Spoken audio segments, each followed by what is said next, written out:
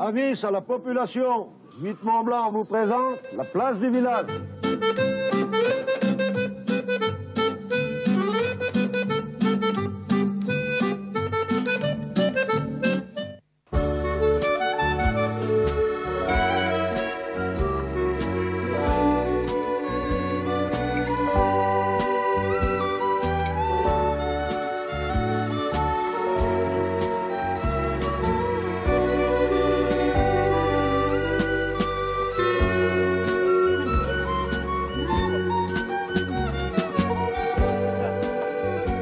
Madame, Monsieur, bonjour. Une émission de la place du village assez étonnante. Nous ne serons pas à terre pour cette émission, mais nous sommes sur un fleuve. Et quel fleuve? Le fleuve le plus important qui traverse, en partie en tout cas, les pays de Savoie. Nous sommes bien sûr sur le Rhône, exactement à Seyssel. À mes côtés, le dernier pêcheur professionnel du Haut-Rhône, Jean-Bernard Buisson. Bonjour Jean-Bernard. Bonjour. On a eu la chance que vous puissiez nous emmener sur votre barque sur le Rhône. On est le 4 août 2010 pour l'enregistrement. On a pris le bateau et on est remonté sur le Rhône. Alors, avant de dire ce qu'on a pêché, d'abord, ce Haut-Rhône, c'est un peu votre vie. Vous êtes un peu un gamin du Rhône, natif de Seyssel. Non, oui, je suis un gamin du Rhône. J'ai eu le bonheur d'avoir un grand-père formidable qui aimait la nature, qui, pour la petite histoire, était parti à 17 ans à la guerre de 14 et qui m'a enseigné la pêche, tout simplement, parce que la maison familiale, elle est pieds dans le Rhône, pratiquement. Et nous, on sortait de l'école, on allait à la pêche, on allait aux champignons, on n'avait pas la télé, donc comme ça, tous les gamins de Seyssel allaient à la pêche, et puis la grand-mère disait, va chercher des hautues, va chercher des barbeaux, va chercher des truites. On ne sait pas ce qu'on va manger à midi, et nous on savait, on n'allait pas pousser des caddies dans les supermarchés. Le Rhône, c'était notre amusement, notre terrain d'aventure, et puis aussi notre garde-manger. Alors, garde-manger, on va en parler parce qu'il y a beaucoup de choses sur le Rhône. Vous qui êtes aussi cinéaste, photographe, auteur de plusieurs ouvrages sur nature, naturaliste, on va le dire, vous le connaissez par cœur. Vous savez tout ce qui se trouve dedans, dessus, un peu autour aussi. Hein. Tout non, parce qu'il faudrait plus d'une vie pour faire le tour de la question nature. Hein. Vous l'avez filmé beaucoup. J'ai filmé beaucoup, j'ai appris tout ce que j'ai pu, j'apprends encore. Mais je pense que la qualité première du naturaliste, c'est de rester humble. Parce que mon ami René Pierby, qui était un grand naturaliste suisse, me disait toujours, moi je vais vivre 300 ans pour faire le tour de la question nature. Malheureusement, il est mort à plus de 90 ans quand même, mais il nous a fait ça le coup aussi de partir, alors qu'il s'intéressait jusqu'à la dernière minute encore aux libellules, aux insectes. La nature, c'est immense, ça ne s'arrête jamais en fait. Jean-Bernard, vous avez filmé quoi autour du Rhône ici, dans ces forêts qui longent le Rhône? Des hérons, des oui, quand j'étais enfant, en fait, j'aimais passer des heures durant dans la héronnière qui se trouvait au-dessus de nous. Et il y avait plus de 80 couples de hérons qui nourrissaient leurs jeunes au printemps. Et puis il y avait aussi des milans noirs, ces rapaces, qui parasitaient les hérons et qui profitaient de la nourriture rapportée au nid par les hérons cendrés, eh bien, ils les faisaient dégorger en les harcelant, et j'observais tout ça. Et ça a été les débuts de mon deuxième métier, en dehors du métier de pêcheur professionnel, cinéaste animalier. J'ai débuté ma carrière de cinéaste animalier et de naturaliste dans ces forêts. J'allais observer ces hérons. Malheureusement, aujourd'hui, on a fait des barrages, trop de barrages à mon goût, qui ont envasé le Rhône. Les limons ne descendent plus jusqu'à la Camargue. C'est un gros problème maintenant, même en Camargue, vous savez, hein, la mer remonte. Et tous ces limons ont détruit la vie de bien des espèces du Rhône, et entre autres les hautues, qui étaient par milliers ici, et qui servaient de nourriture aux hérons. Voilà. Alors on n'a plus aujourd'hui ces grandes héronnières. On a toujours des hérons cendrés, mais par petites héronnières de 4 ou 5 nids. Mais moi j'ai eu le bonheur de connaître ici une héronière extraordinaire, hein, 80 couples. C'était l'une des plus grandes héronières de Haute-Savoie, avec celle qu'on trouve dans le château de Ripaille à Thonon. Et puis des castors aussi le long des berges, encore aujourd'hui. Hein. Ben oui, les castors qui avaient disparu et qu'on a réintroduits au fil des années. Ça a été déjà l'initiative de grands naturalistes genevois comme Maurice Blanchet, comme Robert Hénard, et puis comme mon cher ami disparu dernièrement, Georges Lacroix, avec qui j'ai réintroduit les castors. dans toute la région. Et puis aujourd'hui, on peut dire que l'espèce castor d'Europe, Castor fiber, est sauvée, parce qu'il faut bien dire qu'à une époque, il ne restait plus que quelques reliquats de population de castors d'Europe au sud du Rhône, hein, et puis également en Biélorussie. Donc on a sauvé cette espèce. On dit qu'on a des cigales aussi qui remontent jusqu'à Seyssel l'été. Est-ce que c'est vrai? Absolument.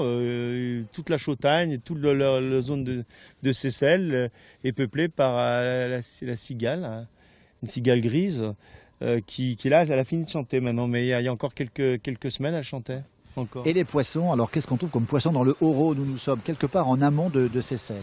On trouve toutes les espèces de poissons d'eau douce. L'espèce prédominante ici, c'est le barbeau, Barbeau fluviatile. C'est bon? Ah, c'est excellent, c'est plein d'arêtes, mais c'est bon. Moi, je peux vous dire que je me régale d'un barbeau cuisiné à la façon de ma grand-mère, avec de la farce dans le ventre, des herbes du jardin, du vin du pays, parce que là, on est un pays de viticulteurs, on a des vins formidables pour cuisiner le poisson. Et puis un petit peu de chapelure en surface. Et je peux vous dire que le barbeau cuit au four comme ça, c'est fantastique. Mais alors, on se pique de temps en temps avec une épine. Alors, nous, les gamins du Rhône, on se pique pas parce que... Habitués. Parce que tout petit, on mangeait des hautues et des barbeaux. Hein, et puis, on n'a pas intérêt à pleurnicher. Qu'est-ce qu'on trouve d'autre encore comme poisson? Des truites. On trouvait avant beaucoup de truites. Malheureusement, vu qu'on a fait ces barrages, on a détruit un peu l'habitat des truites. Ici, il y a de la truite fario, mais aussi de la truite lacustre, hein, à point noir, la grosse truite du Léman qui descend. Et puis il y a toutes les autres espèces, le brochet évidemment, les gardons, les rotangs, c'est complexe, vous savez. Par contre, on voit dans les us à côté ou dans le Fier, on notait la présence de bien d'espèces de poissons méconnus du grand public qui ont disparu, ou du moins qui sont maintenant en diminution. On avait énormément de spirlins, de blageons, plein d'espèces méconnues. Le chabot aussi, le chabot de rivière, ce poisson à tête plate qui vivait sous les pierres. Puis tous les insectes aussi, les pataches, toutes ces bêtes qui vivaient sous les pierres. Et aujourd'hui, on ne peut que constater l'appauvrissement des milieux, ce qu'on appelle d'un nom un peu pompeux la biodiversité, c'est-à-dire que y a encore beaucoup de poissons, mais on n'a plus autant d'espèces. Voilà. Et ça, c'est triste. Il faut se battre pour la biodiversité, pour les générations futures, parce que quand on aura détruit définitivement une espèce de poisson ou d'oiseau ou de plante, on ne peut pas la fabriquer. Voilà. Jean-Bernard, dans un instant, on parlera d'un animal, tiens, assez rarissime, si on peut dire. Il s'agit bien sûr de l'écrevisse. On rappelle qu'on est pour débuter cette émission sur le Rhône. On va y rester avec notre pilote Jean-Bernard Buisson, cinéaste, auteur. Il est passionné et dernier pêcheur professionnel du Haut-Rhône. Et à la caméra, c'est Juliette Bondil. Et bien dans un instant, on retrouve les écrevisses.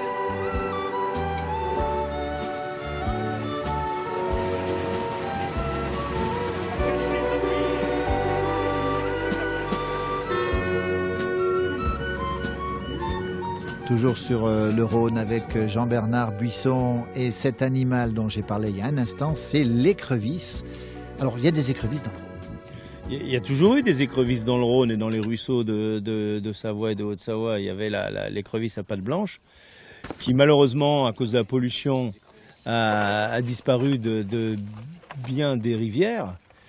Et cette écrevisse, j'ai eu la chance l'année dernière d'en reprendre une, enfin, dans le Rhône avec les écrevisses américaines.